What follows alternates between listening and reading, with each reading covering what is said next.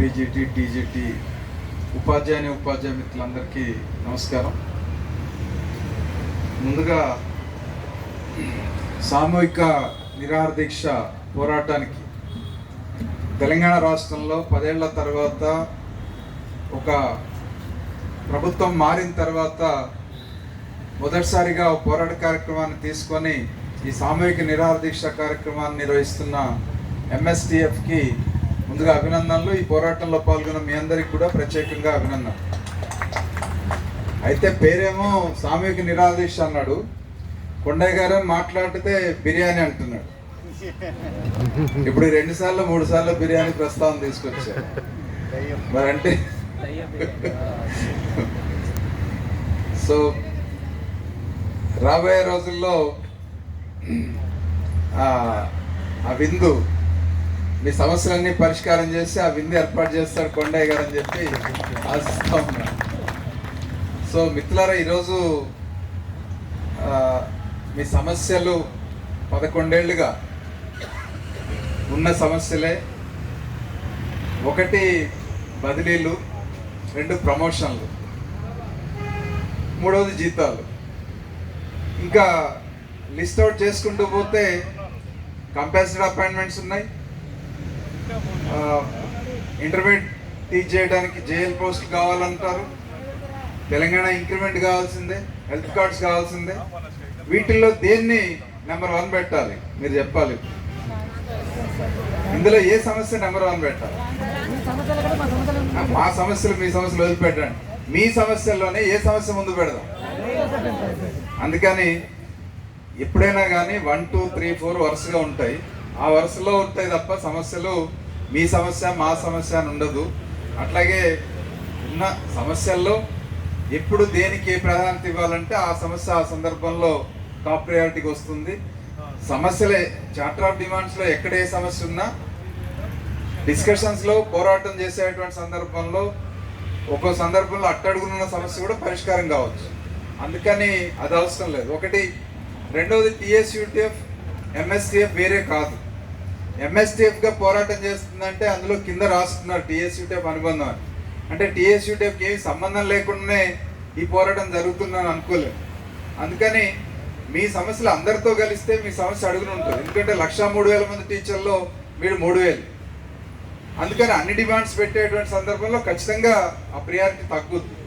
అందుకనే ప్రత్యేకంగా ఎంఎస్టీఎఫ్ ఆధ్వర్యంలో ఈరోజు ఈ పోరాట కార్యక్రమాన్ని తీసుకుంది. మీకున్నటువంటి అన్ని సమస్యల్ని చర్చించడం కోసం, అన్ని సమస్యల్ని డిమాండ్ చేయడం కోసం, అన్ని సమస్యల్లో ఏది టాప్ ప్రియారిటీయో ఆ సమస్యనే ముందుకు తీసుకొచ్చి దానికోసం పోరాటం చేయడం కోసం. ఇవాళేం మనం మొదటిసారిగా పోరాటం మొదలు పెట్టలేదు. మీరు జాయిన్ అయిన తర్వాత తెలంగాణ వచ్చాక 2015లో అందరికీ పిఆర్సీ ఇచ్చి మీకు పిఆర్సీ ఇవ్వకపోతే ఇదే ధర్నా చౌక్లో మనం జోరు వర్షంలో కూడా 2 రోజులు నిరాహార దీక్ష పెట్టుకొని ఆ రోజు 2 రోజులు 3 రోజులు నిరాహార దీక్ష పెట్టుకొని జోరు వర్షంలో కూడా మన పోరాటం నడిచింది. ఆ సందర్భంగా మన పిఆర్సీ వచ్చింది. ఆ పిఆర్సీ రావడంతో పాటు ఇక ప్రతిసారి బోర్డ్ ఆఫ్ గవర్నర్స్ ఆమోదం అవసరం లేదు, గవర్నమెంట్ ఎప్పుడు జీవో ఇచ్చినా డిఏ కానీ పిఆర్సీ కానీ ఇట్లాంటి ఏ ఆర్థిక ప్రయోజనం అయినా సరే ఆటోమేటిక్గా మోడల్ స్కూల్ టీచర్స్కి వర్తించాలనే పద్ధతిలో ఇవాళ డైరెక్షన్స్ వచ్చినాయి. అది 2020 పిఆర్సీ మనకు అట్లాగే ఇంప్లిమెంట్ అయింది. అఫ్కోర్స్ జనరల్ పిఆర్సీ తర్వాత కొద్దిగా లేట్ అయినా కానీ మళ్ళీ దానికోసం ప్రత్యేకమైనటువంటి పోరాటం అవసరం లేకుండానే మనకి వచ్చినటువంటి విషయాన్ని కూడా మనం గమనంలోకి తీసుకోవాలి.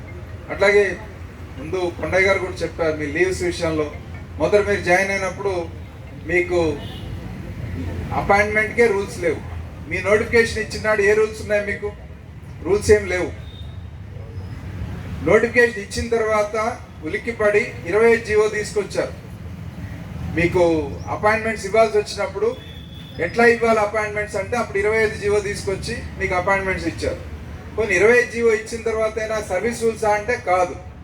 కాబట్టి మరి మీకు లీవ్ రూల్స్ ఏంటంటే లీవ్ రూల్స్ 1933 ఇంప్లిమెంట్ చేయాలని అంటే మోడల్ స్కూల్ టీచర్స్కి లీవ్ సర్వీస్ రూల్సే లేవు, ఏ లీవ్ రూల్స్ ఇవ్వాలని వీళ్ళు ఏ సర్వీస్ కిందకి వస్తారని చెప్పి క్వశ్చన్ చేసిన సందర్భం.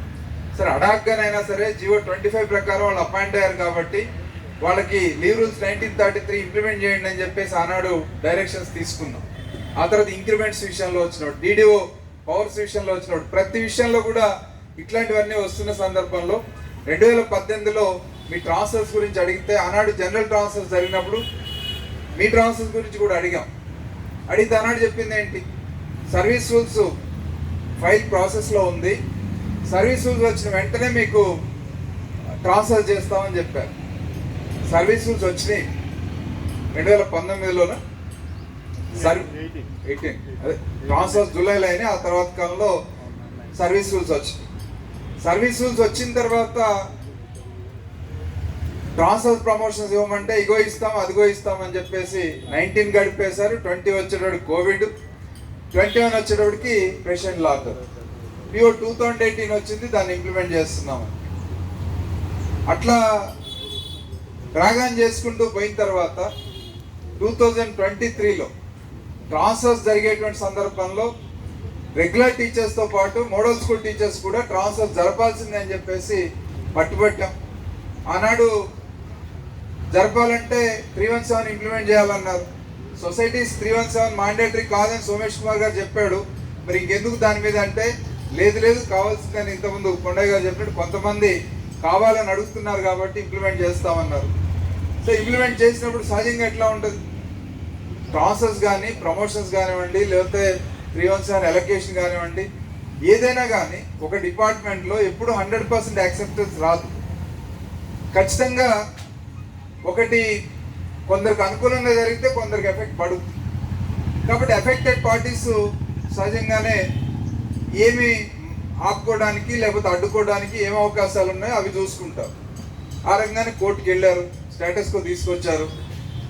సరే స్టేటస్కో ఉన్నా సరే ట్రాన్స్ఫర్స్ ఆపకూడదు, ట్రాన్స్ఫర్స్ ఆపకుండా ఉండాలనంటే ఆ స్టేటస్కోతో సంబంధం లేకుండా ఎస్ట్రైల్ జోన్స్ ప్రకారం అయినా సరే చేయండి అని పట్టుబట్టి ఆ రకంగా పర్మిషన్ తీసుకున్నాం. షెడ్యూల్ ఇచ్చారు. ఇచ్చిన తర్వాత సీనియారిటీ వివాదం కోర్టులో ఉంది కాబట్టి ట్రాన్స్ఫర్ చేయడానికి వీల్లేదని కోర్టుకి వెళ్ళి, సీనియారిటీ వివాదం ఉన్నవాడు వాస్తవం, సీనియారిటీ వివాదం కావాల్సిన అవసరమే లేదు, ముందే చెప్పాం. అపాయింట్ అయిన కొత్తలోనే ఈ రకంగా 2 స్పెల్స్గా 3 స్పెల్స్గా ఎవరైతే అపాయింట్ అయ్యారో వీళ్ళందరికీ కూడా సెలక్షన్ లిస్ట్ వరకే రోస్టర్ లిస్ట్ ఉంటుంది. ఒకసారి అపాయింట్ అయిన తర్వాత మెరిట్ ప్రకారమే సీనియారిటీ ఫిక్స్ అవుతుంది. ఇది మొట్టమొదటిగానే చెప్పాం, ఎందుకంటే ఇది ఆల్రెడీ ఎస్టాబ్లిష్డ్ లా కాబట్టి కోర్ట్ జడ్జిమెంట్స్ అనేక ఉన్నాయి. కాబట్టి సీనియారిటీ అనేది ఆ రకంగానే ఫిక్స్ అవుతుంది. కాబట్టి సీనియారిటీ ఫిక్స్ అయినా సర్వీస్ రాదు, సీనియారిటీ ఫిక్స్ అవుతుంది, సర్వీస్ నోషనల్గా వస్తుంది తప్ప స్టేషన్ సర్వీస్ రాదు.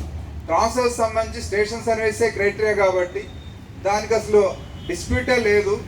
ట్రాన్స్ఫర్స్ జరుగుతాయని అనుకుంటే దాన్ని కూడా ఇవాళ కోర్టు, అంటే మీరు చూసారు జనరల్ ట్రాన్స్ఫర్స్లో ట్రాన్స్ఫర్స్ ఇచ్చిన తర్వాత నాన్ స్పౌస్ వాళ్ళు కోర్టుకి వెళ్ళి డిస్ప్యూట్ క్రియేట్ చేశారు, స్టే అయింది, 7 నెలలు ఆగింది. ఆ తర్వాత క్లియర్ అయిన తర్వాత సేవ్ రంగారెడ్డి మూమెంట్, ఆ తర్వాత టెట్ నాన్ టెట్ వివాదం, ఇట్లా ఒకటొకటి వచ్చింది. ఇవన్నిటి వెనుక ఉన్న ఎవరు అని చూస్తే 24% హెచ్ఆర్ఏలో నుంచి బయటికి పోదలుచుకోకుండా ఉన్నటువంటి వాళ్ళు ఈ ట్రాన్స్ఫర్స్ని అడ్డుకునేటువంటి ప్రయత్నం చేశారు. సో ఇప్పుడు మోడల్ స్కూల్ ట్రాన్స్ఫర్స్లో కూడా ఎవరికైతే ట్రాన్స్ఫర్ అంత ఇంపార్టెంట్ కాదో, ఎవరికైతే ట్రాన్స్ఫర్ నీడ్ కాదో వాళ్ళు దీన్ని ఏదో రకంగా అడ్డుకునే దానికోసం ప్రయత్నం చేస్తున్నారు అనేది స్పష్టంగా మన ముందు కనపడతాం.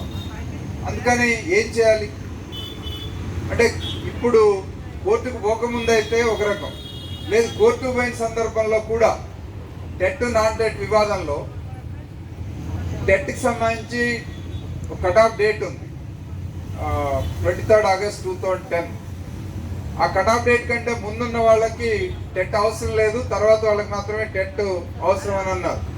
సో దాని మీద ఎన్సిటీ గైడ్ లైన్స్కి భిన్నంగా కోర్టు జడ్జిమెంట్ ఇచ్చింది. తర్వాత కోర్టులో కూడా మళ్ళీ డివిజన్ బెంచ్ దాన్ని స్ట్రక్ డౌన్ చేస్తే దాన్ని పట్టించుకోవాల్సిన అవసరం లేదు, మీరు ట్రాన్స్ఫర్స్ ప్రాసెస్ కంటిన్యూ చేసుకోండి అని చెప్పి గవర్నమెంట్ భరోసా ఇచ్చింది, అధికారులు చేశారు, గోహెడ్ అంటే చేసేసారు.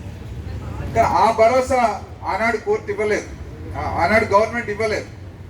అందుకనే మోడల్ స్కూల్స్ విషయంలో కోర్టు ఫస్ట్ స్టే ఇవ్వలే, మీకు ప్రాసెస్ కంటిన్యూ చేయండి, ఆర్డర్స్ మాత్రం ఇవ్వద్దు అన్నారు.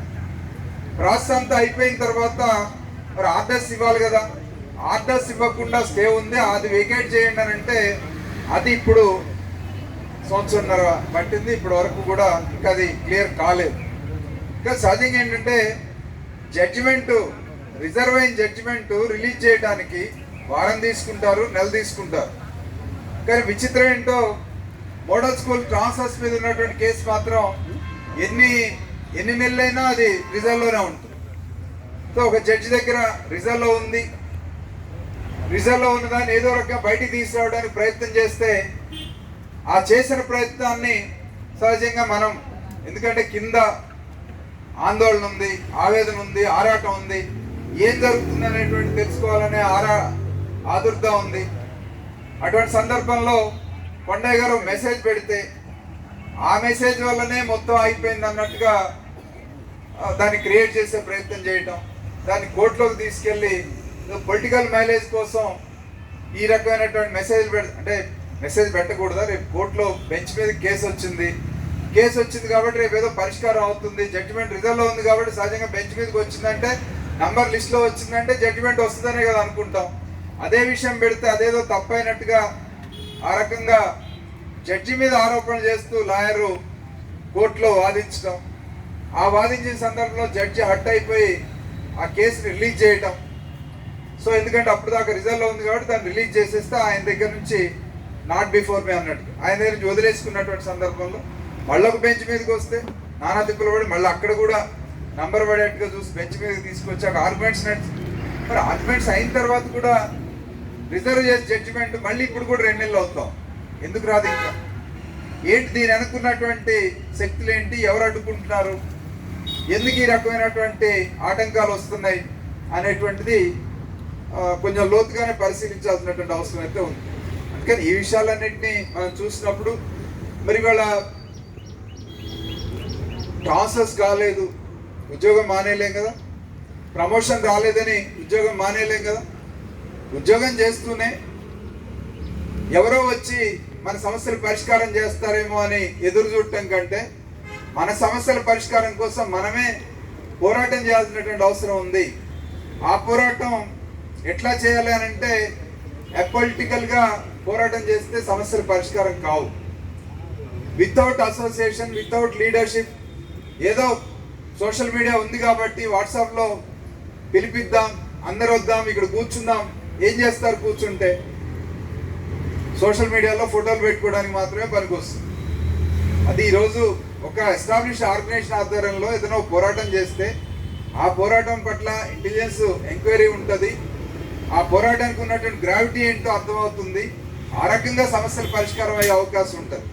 నిజమే, మీరు ఎవరు ఏ సంఘంలో ఉంటారో ఆ సంఘం మీద ఎందుకు ఒత్తిడి చేయరు? అన్ని సంఘాల్లో ఉంటాం, అన్ని సంఘాలు మావే అనుకుంటాం, అన్ని సంఘాలని తిడతాం అవసరమైనప్పుడు, అన్ని సంఘాలు పోరాటం చేయకపోతే మా కర్మ అనుకుంటాం. ఎందుకు ఇది? పోరాటం చేయమని అన్ని సంఘాలని నిలదీసి అన్ని సంఘాలని పోరాటంలోకి తీసుకురావాలి, అవసరమైతే జాయింట్ యాక్షన్గా ఏర్పడండి అని చెప్పొచ్చు. ఈగోలు ఇజాలు పక్కన పెట్టండి, చిన్న పెద్ద తేడాలు అవసరం లేదు, అందరం కలిసి ఐక్యంగా మోడల్ స్కూల్ వెల్ఫేర్ కోసం పనిచేద్దాం అనేటువంటి ఆలోచన సంఘ నాయకులకి రావాలి కదా. నాయకులు ఈగో సంఘాన్నో లేకపోతే ఉపాధ్యాయులను నష్టపెడతా ఉంటే కరెక్ట్ కాదు.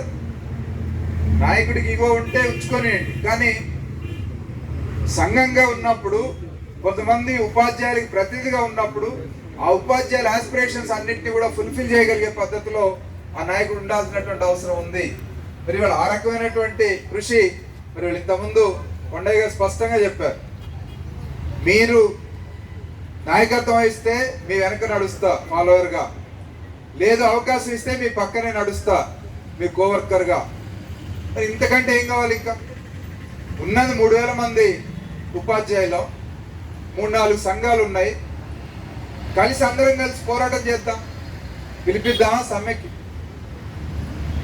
చెప్పండి. అన్ని సంఘాలు కలిస్తే మోడల్ స్కూల్ టీచర్స్ సంబంధించి మీరు ఈ ఒక చిన్న యూనిట్గా ఉంది, ఇందులో ఉన్నటువంటి 3000 మంది సమ్మె చేస్తే మన సమస్యలు పరిష్కారం కావా? 010 రాదా?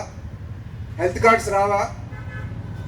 ప్రాసెస్ అంటే రాకపోవచ్చు, కోర్టులో కేసు ఉంది కాబట్టి. కానీ కోర్టులో కూడా చూస్తారు కదా, జడ్జిలు కూడా పేపర్లు చూస్తారు కదా. ఉన్న అన్రెస్ట్ క్లియర్ చేయాలంటే మనం కూడా జడ్జిమెంట్ మాకు అనుకూలంగానే ఇవ్వమని కూడా చెప్పట్లేదు కదా. మీరు ఏమి ఇవ్వదలుచుకున్నారో, మీకు ఏది న్యాయం అనిపిస్తే జడ్జిమెంట్ రిలీజ్ చేయండి. జడ్జిమెంట్ రిలీజ్ చేస్తే మా ట్రాన్స్ఫర్స్ అవుతాయి. ఎట్లా అవుతాయి అనేది మీరు ఇచ్చే జడ్జిమెంట్ ఆధారంగా ఉన్నది. జరిగిన ప్రాసెస్ క్లియర్ అయితే అవుద్ది. లేదంటే మీరు ఒక కాంట్రరీ జడ్జిమెంట్ ఇచ్చారనుకోండి, దాన్ని తగ్గట్టుగానే చేసుకుంటాం. ఎందుకంటే ఎఫెక్ట్ అయ్యేది ఎప్పుడు కూడా 100% ఎఫెక్ట్ ఉండదు. అందులో కొంతమందికే అనుకూలంగా ఉండొచ్చు, కొంతమందికి వ్యతిరేకంగా ఉండొచ్చు. ఏదో ఒకటి దీన్ని ముగింపు పలకాల్సినటువంటి అవసరం ఉంది. ఈ స్టేట్మెంట్ క్లియర్ కావాల్సినటువంటి అవసరం ఉంది. దానికోసం ప్రయత్నం చేయాల్సినటువంటి అవసరం ఉంది. అట్లాగే ఈరోజు ప్రాసెస్ క్లియర్ అయితే ప్రమోషన్స్ రావాలి. దాదాపు 1000 పోస్ట్ ఖాళీగా ఉన్నాయి. ఇవాళ రెసిడెన్షియల్ స్కూల్స్ 2018లో రిక్రూట్ అయిన వాళ్ళు ఇప్పుడే 2-3 ప్రమోషన్ తీసుకున్నారు. కానీ మోడల్ స్కూల్లో అపాయింట్ అయిన వాళ్ళు మాత్రం 11 ఏళ్ళ నుంచి ప్రమోషన్ లేవు. సో అఫ్కోర్స్ అవతల స్కూల్ ఎడ్యుకేషన్ డిపార్ట్మెంట్తో చూసుకుంటే అక్కడ 20 ఏళ్ళైనా ప్రమోషన్ లేదు, అది వేరే విషయం. కానీ ఒక సొసైటీగా ఉన్నప్పుడు ఖాళీలుండి కూడా దాదాపు 1/3 పోస్ట్ ఈరోజు ఖాళీగా ఉంది. మరి అన్ని ఖాళీలు ఉన్న తర్వాత ఖాళీల్లో ప్రమోషన్లు వచ్చే eligible candidates, principal eligible candidates ఉన్నారు, పీజీటీ ఎలిజిబుల్ టీజీటీస్ ఉన్నారు. ప్రమోషన్స్ రావట్లేదు. అయినా మన వాళ్ళు ప్రమోషన్ కంటే ముందు ట్రాన్స్ఫర్ ఎక్కువ అడుగుతున్నారు. ముందు ట్రాన్స్ఫర్ చేయండి, తర్వాతే ప్రమోషన్ గురించి మాట్లాడదాం అనేటువంటి స్థితిలో మనం ఉన్నాం. ఇంకొక ముఖ్యమైనటువంటి విషయం, గతంలో ఎన్నో సందర్భాల్లో మాట్లాడుకున్నాం మనం. ఇవాళ టీచర్లు దాదాపు 29 మంది చనిపోయారని చెప్తున్నారు. మోడల్ స్కూల్ టీచర్స్ 39 39 మంది చనిపోయారంట. అంటే 10% ఆఫ్ ది మోర్ దాన్ 10% చనిపోయారు. మరి చనిపోయిన వాళ్ళకి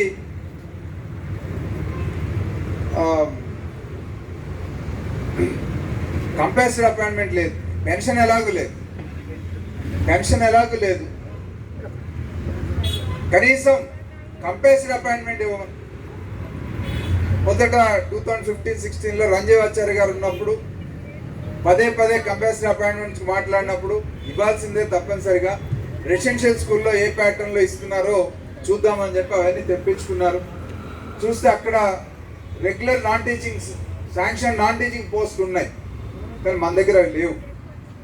కాబట్టి వాళ్ళకి ఇచ్చినట్టుగానే వీళ్ళకి ఇవ్వాలని అంటే మోడల్ స్కూల్లో సాధ్యం కావట్లేదు. ఇక్కడ ఉన్నాయని అవుట్ సోర్సింగ్ పోస్టులు ఉన్నాయని అన్నప్పుడు మనం ఒక సొల్యూషన్ చెప్తాం. పోస్టుల్ని అవుట్ సోర్సింగ్ నుంచి రెగ్యులర్ అన్నా చేయండి, లేదా ఎడ్యుకేషన్ డిపార్ట్మెంట్లో అదర్ సొసైటీస్లో లేదా అదర్ డిపార్ట్మెంట్లో కంపల్సరీ అపాయింట్మెంట్ ఇవ్వచ్చు. సో ఆ రకంగా ఇవ్వండి అని చెప్తే ఆమె మ్యాక్సిమం ప్రయత్నం చేశారు, కానీ ఫైనాన్స్ డిపార్ట్మెంట్ అంగీకరించలేదని ఆ రోజు ఫైల్ అక్కడే పక్కన పెట్టేసినటువంటి సందర్భం. సో ఆ రకంగా కంపల్సరీ అపాయింట్మెంట్స్ అయ్యి హెల్త్ కార్డ్స్ సంబంధించి పదే గత ప్రభుత్వంలో హెల్త్ కార్డ్స్ గురించి మాట్లాడినటువంటి సందర్భంలో ఎప్పుడు కూడా హెల్త్ కార్డ్స్ ఇవ్వాలి, కానీ హెల్త్ కార్డ్స్ ఇవ్వాలంటే ముందుగా 010 హెడ్ ఆఫ్ అకౌంట్లో శాలరీస్ ఉన్నటువంటి వాళ్ళందరికీ ఇంప్లిమెంట్ చేస్తాం. అది ఇంప్లిమెంట్ అయిన తర్వాత ఒక 6 నెలలు చూసిన తర్వాత అప్పుడు సొసైటీ ఎంప్లాయీస్కి, పబ్లిక్ సెక్టర్ ఎంప్లాయీస్కి హెల్త్ కార్డ్స్ ఇంప్లిమెంట్ చేస్తామని చెప్పారు. ఎన్నేళ్ళు అయిపోయింది? దాదాపు 9 ఏళ్ళు అయింది ఈ మాట చెప్పి. 2016లో దీపావళి కానుక హెల్త్ కార్డ్స్ ఇచ్చారు. ఇచ్చిన తర్వాత క్యాష్లెస్ ట్రీట్మెంట్, లిమిట్లెస్ ట్రీట్మెంట్ అన్నారు. కానీ కొద్ది రోజుల తర్వాత ఆ కార్డే యూజ్లెస్ గా మారిపోయింది. సో అటువంటి పరిస్థితి నుంచి ఈరోజు హెల్త్ కార్డు కావాలనే డిమాండ్ కంటే అసలు మెడికల్ రీయింబర్స్మెంట్ 2 lakh మ్యాక్సిమం లిమిట్తో ఈరోజు గవర్నమెంట్ ఎంప్లాయీస్ అందరికీ మెడికల్ రీయింబర్స్మెంట్ ఇంప్లిమెంట్ అవుతుంది. ఈవెన్ రెసిడెన్షియల్ స్కూల్స్లో కూడా ఇంప్లిమెంట్ అవుతుంది. మరి మనకెందుకు చేయరు? ఇక్కడ కూడా స్కూల్ ఎడ్యుకేషన్ డిపార్ట్మెంట్ కంట్రోల్లోనే ఉన్నప్పుడు అన్ని provisions on par with regular teachers school education department implement అవుతున్నప్పుడు ఇక్కడ కూడా హెల్త్ కార్డ్స్ వచ్చేదాకా మెడికల్ రీయింబర్స్మెంట్ అయితే ఇవ్వాలి కదా. ఆ మెడికల్ రీయింబర్స్మెంట్ ఫెసిలిటీ ఇవ్వండి ఇవాళ. ఎందుకంటే కార్పొరేట్ హాస్పిటల్లో వైద్యం ఎంత కాస్ట్లీ అయిందో మనందరికీ తెలుసు. సో ఇటువంటి పరిస్థితుల్లో ఏ చిన్న ఇబ్బంది వచ్చినా హాస్పిటలైజ్ కావాల్సినటువంటి పరిస్థితి, కార్పొరేట్ హాస్పిటల్లో లక్షలు ఖర్చు పెట్టుకోవాల్సినటువంటి పరిస్థితి. ఇక అనివార్యంగా హెల్త్ ఇన్సూరెన్స్ స్కీమ్లు తీసుకోక తప్పనటువంటి పరిస్థితి మనకు వచ్చింది. సో దీన్ని మనం ఖచ్చితంగా డిమాండ్ చేయాల్సినటువంటి అవసరం ఉంది. Medical reimbursement scheme model school టీచర్స్కి ఇవ్వాలి. తర్వాత అందరితో పాటు హెల్త్ కార్డ్స్ కూడా ఇవ్వాలి అనేటువంటిది మనం డిమాండ్ చేస్తాం. వీటన్నిటికి మూలం ఏంటి? ఇప్పుడు ఏది అడిగినా మీకు 010 లేదు అంటున్నారు కదా. మన జీతాలు కూడా మరీ పోయిన నెల అయితే కావాలనే పరీక్ష పెట్టినట్టుగా 9 జిల్లాలకి శాలరీస్ పోయిన నెల ఇవ్వలే. ఈ నెల 2వ తారీఖు 3వ తారీఖు ఈ నెల శాలరీతో కలిపి ఇచ్చారు. సో అప్పుడు చూసాము అంటే మన ఓపిక్కి పరాకాస్తానండి. ఇంతకాలం మేము ఉండి ఇంత యాజిటేషన్ చేస్తా ఉన్నా ఫ్రస్ట్రేషన్ లో ఉన్నటువంటి సందర్భంలో ఏదో మొలిగే నక్క మీద తాడిపండు లాగా ఇన్ని సమస్యలతో సతమతం అవుతా ఉంటే మీరు మీ పోరాటంలోకి వస్తారా, లేకపోతే ఇక మా కర్మ అనుకొని అట్లాగే పడి ఉంటారా అన్నట్టుగా మీ జీతాలు 010 కాదు, అసలు మీ జీతాలే నెల దాటిస్తే ఏం చేస్తారో చూస్తాం అన్నట్టుగా కూడా ఇవాళ ప్రభుత్వ వైఖరి మనకు కనిపించింది. అందుకని ఇవాళ పాలకులు మారినంత మాత్రాన వాళ్ళ వైఖరి మారిందని అనుకోవాల్సినటువంటి అవసరం లేదు. అయినా సరే గతంతో పోల్చుకుంటే నెల మొదటి తేదీ జీతాలు వస్తున్నాయి. ఎవరికి వస్తున్నాయి? 010 ఉన్న వాళ్ళకి వస్తున్నాయి. మరి మోడల్ స్కూల్ వాళ్ళకి ఏం ఒరిగింది? కొత్త గవర్నమెంట్ వచ్చిన తర్వాత మోడల్ స్కూల్ వాళ్ళకి ఏం ఒరిగిందంటే ఏమి కాలేదు. అందుకని ఏం కావాలంటే 010 హెడ్ ఆఫ్ అకౌంట్ లో శాలరీస్ కావాలా, మాకు కూడా 010 హెడ్ ఆఫ్ అకౌంట్ ఇవ్వండి. పక్క రాష్ట్రం ఎమ్మెల్సీలతో కమిటీ వేశారు. అక్కడ మన ఎమ్మెల్సీలు ఉన్నారు.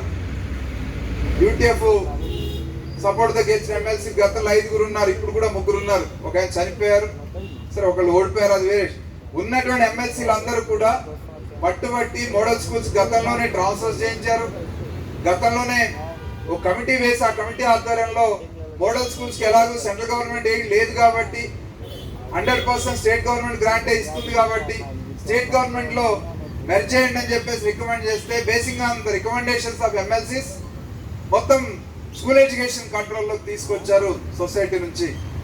సో స్కూల్ ఎడ్యుకేషన్ కంట్రోల్లో మోడల్ స్కూల్స్ వచ్చినాయి కాబట్టి అక్కడ ఉన్నటువంటి 160 మోడల్ స్కూల్స్ కూడా ఇవాళ వాటికి 010 హెడ్ ఆఫ్ అకౌంట్ కూడా ఇవ్వడానికి సాధ్యమైంది. సో మన దగ్గర 010 ఇవ్వమంటే ఆంధ్రాలో ఇచ్చిన జీవోని తీసుకొచ్చి పెట్టి 23 జీవో అనుకుంటాం, అది పెట్టి మనం రిప్రజెంట్ చేస్తే మన డైరెక్ట్ ఎస్పీడీ గారు ఏమన్నారు, డైరెక్టర్ గారు ఆంధ్రాలోనే కాదు కర్ణాటకలో ఎట్లా ఉంది, మహారాష్ట్రలో ఎట్లా ఉంది, లేదా ఇంకో రాష్ట్రంలో ఎట్లా ఉంది అన్ని స్టడీ చేయండి, అన్ని స్టడీ చేసి ఫైల్ పెట్టండి, అన్నింటిలో ఎట్లా ఉందో చూసి దాన్ని బట్టి ఇద్దామండి. అన్నిటితో నీకెందుకు, మన రాష్ట్రం నుంచి మొదట అపాయింట్ అయినప్పుడు 350 మోడల్ స్కూల్స్ మనకి శాంక్షన్ అయినాయి అన్నాడు. 352 స్కూల్స్, 352లో ఇవాళ 194 స్కూల్స్ మన దగ్గర ఉన్నాయి. మిగిలిన ఆంధ్రాకి పోయినాయి. ఆంధ్ర స్కూల్స్ లో ఈరోజు మీరు ఏదైతే ఇంప్లిమెంట్ అవుతా ఉందో మరి అదే తెలంగాణలో ఇంప్లిమెంట్ చేయమని అడిగితే మిగిలిన అన్ని చూడాల్సినటువంటి అవసరం ఏముంది? అందుకని ఇక్కడ 010 ఇవ్వడానికి ఆంధ్రాలో ఏ ప్రొసీజర్ ఫాలో అయ్యారో, ఏ పద్ధతిలో ఇచ్చారో ఆ పద్ధతిలో ఇక్కడ కూడా ఇంప్లిమెంట్ చేయమని చెప్పేసి అడుగుతా ఉన్నామా. సో ఆ రకంగా మీకు అనిపించవచ్చు 010 హెడ్ ఆఫ్ అకౌంట్ కోసం లెటర్లు వస్తే వాట్సాప్ లో తిరిగిపోయింది, 010 హెడ్ ఆఫ్ అకౌంట్ వచ్చేసింది అన్నట్టుగానే ప్రచారం జరిగిపోయింది. కానీ వాస్తవంగా బహుశా March 15 అనుకుంటా ఏపీ వాళ్ళ జీవో వచ్చింది. March 16 నర్సిరెడ్డి గారు లెటర్ పెట్టారు. April 4వ తారీఖు యూటీఎఫ్ నుంచి టిఎస్ యూటీఎఫ్ నుంచి లెటర్ పెట్టాం. కానీ వాటి మీద సెక్రటరీ నుంచి కిందికి రాలే ప్రపోజల్. ఆ తర్వాత కాలంలో ఇంకో ఎమ్మెల్సీ పెడితేనో ఇంకో మినిస్టర్ ఎండార్స్ చేస్తేనో అవి కిందికి లెటర్స్ పంపించేస్తే వచ్చేసి అని ప్రచారం చేసుకున్న సందర్భం. అంటే వాళ్ళు కిందికి లెటర్ రాగానే అయిపోయిందని కాదు, కానీ కింద నుంచి ప్రపోజల్ పోవాల్సినటువంటి అవసరం ఉంది. ఆ ప్రపోజల్లో తప్పనిసరిగా 010 హెడ్ ఆఫ్ అకౌంట్ సాధించుకోవడం కోసం ప్రయత్నం చేస్తాం. ఆ రకంగా ఇటీవల వేం నరేంద్ర రెడ్డి గారి దగ్గర ఉపాధ్యాయ సంఘాలతో సమావేశం జరిగిన సందర్భంలో కూడా ఈ విషయాన్ని ప్రత్యేకంగా ప్రస్తావిస్తే ఆ జీవో ఇవ్వండి, ఏపీ జీవో, దాని ప్రకారం మనం కూడా చేద్దామని చెప్పేసి ఆయన చెప్పినటువంటి సందర్భం కూడా. ఆ తర్వాత ఉదయం కూడా చెప్పారు, అన్ని సంఘాలు కలిసి కూర్చొని చార్టర్ ఆఫ్ డిమాండ్ తయారు చేసి ఇవ్వండి, ప్రియారిటీ బేస్గా 5, 10 అట్లా సమస్యలు ఇవ్వండి అన్నప్పుడు కూడా ఆ సమస్యల్లో కూడా మోడల్ స్కూల్ సమస్యని ప్రియారిటీ బేస్గానే తీసుకున్నటువంటి సందర్భం కూడా. ఎందుకంటే ఇక్కడ మీరు గమనించాల్సింది యూటీఎఫ్ వేరు కాదు. యూటీఎఫ్ యునైటెడ్ టీచర్స్ ఫెడరేషన్, అది మోడల్ స్కూల్ టీచర్ కావచ్చు, ట్రైబల్ వెల్ఫేర్ టీచర్ కావచ్చు, గవర్నమెంట్ టీచర్ కావచ్చు, జిల్లా పరిషత్ టీచర్ కావచ్చు, మా అనే తేడా లేదు. మీరు ఒక మేనేజ్మెంట్కే పరిమితం ఉండొచ్చు, కానీ మేము వర్కింగ్ రీత్యా ఒక మేనేజ్మెంట్లో ఉండొచ్చు తప్ప టీఎస్యూటీఎఫ్ బాధ్యులుగా మేము మాత్రం మొత్తం రాష్ట్రంలో ఉన్నటువంటి ఏ మేనేజ్మెంట్లో ఏ ఉపాధ్యాయులకైనా ప్రాతినిధ్యం వహిస్తూ ఉన్నాం. అన్ని సమస్యల్ని ఓన్ చేసుకొని పరిష్కారం కోసం కృషి చేస్తూ ఉన్నాం అనేటువంటి విషయాన్ని కూడా మీరు గమనంలోకి తీసుకోవాలి. అందుకని ఇవాళ మీకున్నటువంటి సమస్యల్ని ముందు మన కొండయ్య గారు చెప్పారు, తర్వాత నర్సిరెడ్డి గారు చెప్పారు. అసలు ఈ మోడల్ స్కూల్ వ్యవస్థ ఎట్లా ప్రారంభమైంది అనేది కూడా మీరు గమనంలోకి తీసుకోవాలి. మీరు ఉద్యోగంలోకి రాకముందు మోడల్ స్కూల్స్ గురించి మీకు తెలియదు, కానీ మోడల్ స్కూల్స్ మనకి 352 స్కూల్స్ శాంక్షన్ అయిన సందర్భం. ఎడ్యుకేషనల్లీ బ్యాక్వర్డ్ బ్లాక్స్ లో 6000 స్కూల్స్ ఎస్టాబ్లిష్ చేయడానికి యూపీఏ గవర్నమెంట్ తీసుకున్నటువంటి నిర్ణయం అన్నాడు.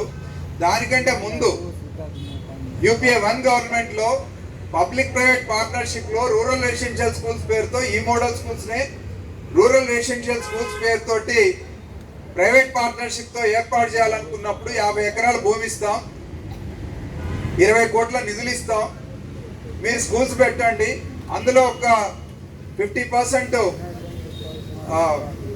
అంటే down trodden sections free education ఇవ్వండి, మిగిలిన వాళ్ళకి మీరు ఎంతైనా ఫీజులు వసూలు చేసుకోండి అనే పద్ధతిలో వాళ్ళకి అప్పగించాలని చూసినప్పుడు 2007లో రామయ్య గారు ఎమ్మెల్సీగా ఉన్నారు, ప్రొఫెసర్ నాగేశ్వర గారు ఉన్నారు, యూటీఎఫ్ నుంచి వీళ్ళు గెలిచారు. వీళ్ళతో పాటు రామిరెడ్డి గారు, బాలసుబ్రహ్మణ్యం గారు, కెఎస్ లక్ష్మణరావు గారు, ఎంఏఎస్ శర్మ గారు, వీళ్ళంతా ఎమ్మెల్సీలుగా ఉన్నారు. అందరూ కలిసి ఈ rural residential schools public private partnership లో పెట్టడం అనేది చాలా ప్రమాదకరం. ఇప్పుడున్నటువంటి ప్రభుత్వం ఇచ్చే నష్టం కలిగిస్తుంది. ఎట్టి పరిస్థితుల్లో మీరు ఆ స్కూల్స్ పెట్టదలుచుకుంటే గవర్నమెంట్ సెక్టార్ లో పెట్టాలి తప్ప ప్రైవేట్ పార్ట్నర్షిప్ తో పెట్టడానికి అంగీకరించేది లేదని చెప్పి గన్ పార్క్ లో పెద్ద ఎత్తున నిరసన తెలిపి నిరాదీక్ష చేశారు. ఆ రోజు యూటీఎఫ్ కూడా అందులో భాగస్వామిగా ఉంది.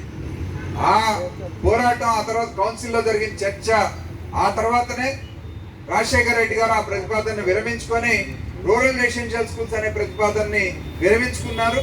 ఆ తర్వాత ఈ మోడల్ స్కూల్స్ ఇంగ్లీష్ మీడియంలో మోడల్ స్కూల్స్ అది కూడా +2తో కలిపి సిబిఎస్ఈ సిలబస్ తో నడపాలనేటువంటిది ఆయన ఆలోచన. ఆ రకంగా తీసుకొచ్చినటువంటి సందర్భం. సో దాంట్లో ఆ +2ని కలపడం వరకు ఇంటర్మీడియట్ వరకు తీసుకొచ్చిన, ఆ తర్వాత కాలంలో గవర్నమెంట్ మారటం, ఆ ఎయిడ్ ఆగిపోవడం, ఆ తర్వాత మళ్ళీ రొటీన్ స్కూల్గా మారిపోయినటువంటి సందర్భం. కానీ ఏమైనా సరే తెలంగాణ రాష్ట్రంలో ఇంగ్లీష్ మీడియం బ్యాక్గ్రౌండ్తో టీచర్స్ రిక్రూట్ చేసుకొని ఇంగ్లీష్ మీడియం స్కూల్స్ని ప్రత్యేకంగా రూరల్ ఏరియాకి పెట్టినటువంటి సందర్భం మోడల్ స్కూల్ ద్వారా. కానీ మోడల్ స్కూల్లో అపాయింట్ అయిన టీచర్స్ కూడా జెమ్స్ అపాయింట్ అయ్యారు అన్నాడు. ఎవరు? మీరేగా, మీకు ఎవరు లేరు. అపాయింట్ అయింది మీరే, ఇప్పుడు కంటిన్యూ అవుతుంది మీరే. అపాయింట్ అయిన వాళ్ళంతా కూడా మెరిటోరియస్ టాలెంటెడ్ టీచర్స్ అపాయింట్ అయ్యారు. వీళ్ళ మీద నమ్మకాలు పెట్టుకొని పిల్లల్ని కూడా ఆ రకంగా ఇంగ్లీష్ మీడియం కోసం చేర్చారు. సక్సెస్ఫుల్ గా ఉన్న ఇప్పటికి కూడా గ్లామర్ కొంత తగ్గినా ఇప్పటికీ మోడల్ స్కూల్ సక్సెస్ఫుల్ గానే మోడల్ గానే ఉన్నాయి. ఇవాళ త్రిపురేటీలో సీట్లు వచ్చినా మోడల్ స్కూల్స్ నుంచే ఉన్నాయి. కాబట్టి ఇంటర్మీడియట్కి వచ్చేటప్పటికి మన దగ్గర ఫ్యాకల్టీకి మన దగ్గర చేరే పిల్లలు తక్కువ. సహజంగానే కార్పొరేట్ మాన్యా ఉంది కాబట్టి క్వాలిటీ ఉన్నటువంటి పిల్లలందరినీ తీసిపోయి కార్పొరేట్ స్కూల్లో వేసుకుంటే, కార్పొరేట్ స్కూల్లో చదివితే వాడు చదివే చదువుకి కార్పొరేట్ వాడికి ర్యాంక్ వస్తుంది. చదువేమో మన పిల్లాడిది, ర్యాంక్ ఏమో కార్పొరేట్, ప్రచారం ఏమో కార్పొరేట్ వాడు. సో ఇది జరుగుతూ ఉంది కాబట్టి దాన్ని మనం ఇప్పటికిప్పుడు మార్చలేం. కానీ మోడల్ స్కూల్స్ని ఆ రోజు ఎస్టాబ్లిష్ చేసిన నాడు కానీ ఇవాళ వరకు కానీ ఇవాళ కొంత స్ట్రెంత్ తగ్గుతూ ఉందని అంటే టీచర్స్ కొరత ఉంది. ఉన్న టీచర్స్లో కూడా ఒక స్టాగ్నేషన్ వచ్చింది. కాబట్టి ఇదంతా క్లియర్ కావాలంటే ట్రాన్స్ఫర్స్ ప్రమోషన్స్ ఇస్తే క్లియర్ అవుతుంది. సో ఇది క్లియర్ అయితే మళ్ళీ కొంత రివ్యాంప్ అయ్యేటువంటి అవకాశం కూడా ఉంటుంది. కాబట్టి ఆ వైపుగా మన ప్రయత్నం ఉండాల్సినటువంటి అవసరం ఉంది. అందుకని ఈరోజు మోడల్ స్కూల్లో సైజ్ చిన్నదే కావచ్చు, టీచర్స్ సంఖ్య తక్కువే కావచ్చు, కానీ అట్లా అని టీచర్స్ వదిలిపెట్టడం లేదు. యూటీఎఫ్గా మీకున్నటువంటి సమస్యలన్నింటినీ టేకప్ చేస్తాం. సందర్భం వచ్చినప్పుడు మీ సమస్యలనే ఫోర్ ఫ్రంట్లో పెట్టి యూటీఎఫ్గా, మీకు అందరికీ తెలుసో లేదో, యూటీఎఫ్ నినాదం ఒక్కరి కోసం అందరూ, అందరి కోసం ప్రతి ఒక్కరు. ఇవాళ మేము ఫ్యామిలీ వెల్ఫేర్ ఫండ్ స్కీమ్ని తీసుకొచ్చిన లేదు ఉపాధ్యాయుల్ని పోరాటాల్లోకి సమీకరించిన స్కూల్ ఎడ్యుకేషన్ డిపార్ట్మెంట్లో స్పెషల్ టీచర్ వ్యవస్థ ఉంది. 398 రూపీస్ స్పెషల్ టీచర్ 84లో, నేను కూడా అప్పుడు సర్వీస్లోకి రాలే. కానీ 84 స్పెషల్ టీచర్ వ్యవస్థ రద్దు కావడం కోసం అంతకుముందు అపాయింట్ రెగ్యులర్ టీచర్స్ నాయకత్వంలో పోరాటం జరిగింది. ఆ తర్వాత 94-95లో అప్రెంటిస్ వ్యవస్థ వచ్చింది. మొదటి 2 సంవత్సరాల పాటు 1215 రూపాయల వేతనంతో పనిచేయాలని కండిషన్ పెట్టారు. అప్పుడు ఆ అప్రెంటిస్ వ్యవస్థ రద్దు కోసం ఆ 2 సంవత్సరాల సర్వీస్గా కౌంట్ చేయాలని, దానికి 2 నోషనల్ ఇంక్రిమెంట్స్ ఇవ్వాలని జరిగినటువంటి పెద్ద పోరాటం ఇదే ఇందిరా పార్క్ వేదికగా మరి ఆనాడు పోరాటం జరిగితే, ఇప్పుడు హెల్త్ మినిస్టర్గా ఉన్న దామోదర్ రాజనరసింహ గారు డిప్యూటీ సీఎం, ఆనాడు ఎడ్యుకేషన్ మినిస్టర్ కూడా డిప్యూటీ సీఎం, ఆనాడు వచ్చి ఇదే ధర్నా చౌక్లో మరి మేమంతా జోరులో వర్షం కురుస్తూ ఉంది, కూర్చుని ఉంటే మాకు కింద నుంచి నీళ్లుగా వరద కట్టి పోతా ఉన్న సందర్భంలో కూడా ఆయన వచ్చి మాకు ఇక్కడ హామీ ఇచ్చిపోయాడు. ఆ తర్వాత 2012 డిఎస్సి నుంచి అప్రెంటిస్ వ్యవస్థ రద్దయిపోయినటువంటి సందర్భం ఉంది గతంలో. సో అందుకని ఇట్లా 1 by 1 చూసుకుంటూ వస్తే అప్రెంటిస్ రద్దు కోసం కానీ ఆనాడు కూడా అప్రెంటిస్ టీచర్లే పాల్గొనలేదు. అంతకుముందు సర్వీస్లో రెగ్యులర్గా అపాయింట్ అయిన వాళ్ళు పాల్గొన్నారు, వాళ్ళ నాయకత్వంలో ఉద్యమం జరిగింది. ఇవాళ సిపిఎస్ ఉద్యమం ఉంది. గత 10 ఏళ్ళుగా సిపిఎస్ మీద పెద్ద పోరాటం నడుస్తూ ఉంది. 10 ఏళ్ళు కాదు, 20 ఏళ్ళు అయింది సిపిఎస్ వచ్చి. 2004లో సిపిఎస్ వస్తే సిపిఎస్ వచ్చిన నాటి నుంచి పోరాటంలో ఉంది యూటీఎఫ్. కానీ సిపిఎస్ సెగలు తగిలింది 10 ఏళ్ల నుంచే, ఎందుకంటే చనిపోయిన వాళ్ళకి పెన్షన్ ఆగిపోయింది 10 ఏళ్ల నుంచి. కాబట్టి అప్పటి నుంచి పోరాటం మొదలైతే ఆ పోరాటంలో కూడా యూటీఎఫ్ ముందుంది. మరి పోరాటంలో కేవలం సిపిఎస్ ఉద్యోగులు మాత్రమే పాల్గొనలేదు, ఓపీఎస్ ఉద్యోగులు కూడా సిపిఎస్ రద్దు కోసం పోరాటంలో పాల్గొన్నటువంటి సందర్భాన్ని మనం చూడవచ్చు. అంటే ఆ రకంగా మోడల్ స్కూల్లో మీకు బాధ అయితే మీరు మాత్రమే పోరాటం చేయాలని కాదు, మీకు బాధ ఉన్నప్పుడు మీరు రావాలి, మీ పోరాటంలో మీతో పాటు మేము కూడా కలిసి రావడానికి, ఆ రకంగా కదిలించడానికి యూటీఎఫ్ మీకు అండగా ఉంటుంది. అందుకని మీరు ఇవాళ గమనించాల్సింది, మా సంఖ్య తక్కువ అందుకనే మమ్మల్ని ఎవరు పట్టించుకోవట్లేదేమో అని అనుకోవాల్సిన అవసరం లేదు. మీ సంఖ్య తక్కువైనా మీకు అండగా యూటీఎఫ్ ఉంది. ఈరోజు యూటీఎఫ్లో 40,000 మంది సభ్యులు ఉన్నారు. మోడల్ స్కూల్లో ఉన్నటువంటి 3,000 మందిలో సభ్యులు ఎంతమంది అని కాదు, ఈ 40,000 మంది కూడా మీకు అండగా ఉంటారు మీ సమస్యల పరిష్కారం కోసం ఎప్పుడైనా సరే. ఇంతే కాదు, ఈరోజు రాష్ట్రంలో యూఎస్పీసీ ఉంది, ఉపాధ్యాయ సంఘాల పోరాట కమిటీ 17 సంఘాలతో ఉంది, అందులో ఎంఎస్టీఎఫ్ ఉంది. మరి ఎంఎస్టీఎఫ్ యూఎస్పీసీలో ఉంది కాబట్టే మరి జాక్టోలో ఒక సంఘం, టీడీజేఏసీలో ఒక సంఘం, టీజేఏసీలో ఇంకో సంఘం, సంఘాలు ఏదో ఒక జాక్లో చేరిపోయినటువంటి మంచిదే. అన్ని జాక్లను కలిసి పోరాటం చేద్దాం, మోడల్ స్కూల్ సమస్యల పరిష్కారం కోసం పిలిపిస్తూ ఉన్నాం, రండి కలిసి పనిచేద్దామని చెప్పి కూడా అడుగుతూ ఉన్నాం. ఆ రకంగా మనం చూసినప్పుడు మనకున్నటువంటి సమస్యల పరిష్కారం కోసం చేసేటువంటి కృషిలో ఈ తరతమ భేదం ఉండాల్సినటువంటి అవసరం లేదు. ఎవరెవరు ఎక్కడి దాకా కలిసి వస్తే అక్కడి దాకా వాళ్ళందరినీ కలుపుకొని పోదాం, సమస్యలు పరిష్కారం చేసుకుందాం. ఇదే వేదిక ఇందిరా పార్క్ ధర్నా చౌక్లో 2020 డిసెంబర్ 29 యూఎస్పీసీ జాక్టో ఆధ్వర్యంలో ఉపాధ్యాయుల ప్రమోషన్లు, పిఆర్సీ ఉపాధ్యాయుల బదిలీలు ప్రమోషన్లు కావాలని చెప్పేసి పెద్ద ఎత్తున మనం మహాధర్నా నిర్వహించాం. పోలీసులు 100 మందికే పర్మిషన్ ఇచ్చారు, 3,000 మందికి పైగా వచ్చారు. వచ్చిన సందర్భంలో ప్రభుత్వం అదే రోజు ఒక ప్రకటన చేసింది, ఉపాధ్యాయుల బదిలీలు పదోన్నతులు ఇస్తాం, ఉపాధ్యాయులు కదా అన్ని శాఖల్లో పదోన్నతులు ఇస్తాం, పిఆర్సీ కూడా ఇస్తామని ఆ రోజు ప్రకటన చేసింది. ఆ ప్రకటనకు అనుగుణంగా ఆ తర్వాత అన్ని శాఖల్లో ప్రమోషన్లు జరిగినాయి except school education department. So ఆ తర్వాత మళ్ళీ పోరాటం కొనసాగింది. కానీ ఆ రోజు మనం చేసిన పోరాటంలో మా మీద కేసు పెట్టారు, యూఎస్పీసీ నుంచి నా మీద, లింగారెడ్డి గారి మీద, జాక్టో నుంచి సదానంద గౌడ్ మీద, 3 మీద కేసు పెట్టారు. ఇప్పటికి కూడా నెలకు 2 సార్లు కోర్టు చుట్టూ తిప్పుతూ ఉన్నారు క్రిమినల్ కేసులో, అయినా ఇబ్బంది పట్టలేదు, తిరుగుతాం. ఉపాధ్యాయుల కోసం ఎక్కడా కూడా ప్రభుత్వంతో రాజీ పడలేదు. ఎందుకంటే ఉపాధ్యాయుల సమస్యల పరిష్కారానికి సంబంధించి చూసినప్పుడు మాకు వేరే ఆబ్లిగేషన్స్ ఏం లేవు. వేరే ఓడి ఇవ్వకపోయినా, జాయింట్ స్టాఫ్ కౌన్సిల్లో పర్మనెంట్ మెంబర్షిప్ సంఘంగా ఉండి 2019 నుంచి 22 దాకా ఓడి ఇవ్వకపోయినా ప్రభుత్వానికి సరెండర్ కాలేదు. 2020 డిసెంబర్ 29న ఇక్కడ ధర్నా చేసినందుకు మా మీద కేసు పెట్టినా ప్రభుత్వం సరెండర్ కాలేదు. ఇంకా చూస్తే పిఆర్సీ ఉపాధ్యాయులకు ఇవ్వం, ఈ ఉద్యోగులకు మాత్రమే ఈ పిఆర్సీ అని పత్రికల్లో మా పేర్లు పెట్టి వార్తలు రాయించినా కూడా బెంబేలెత్తుకోలేదు. ఎందుకంటే ఉపాధ్యాయుల కోసం